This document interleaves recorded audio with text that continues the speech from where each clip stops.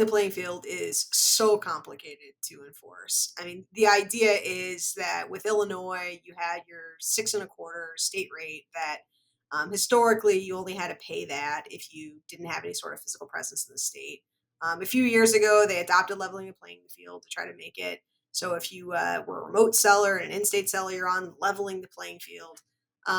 But there was this sort of loophole where if you just had some physical presence in the state, then you were still only subject to that 6.25. Like you have a remote employee, you're only subject to the 6.25.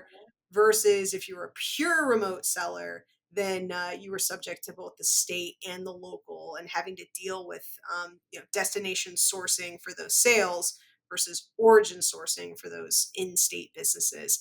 It's a mess, and I there are a couple pending cases as to whether it's constitutional. I think they'll probably succeed.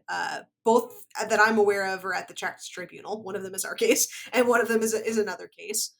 I do think this is an unconstitutional law, but there is actually pending legislation right now that's I think currently with the governor for his signature that, to my understanding, would get rid of the kind of the wonky exception that I mentioned.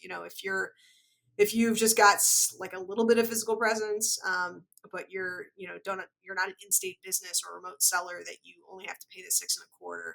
I haven't really reviewed it all that thoroughly yet, but it's looking like that maybe there will be some more consistency amongst these different fact patterns.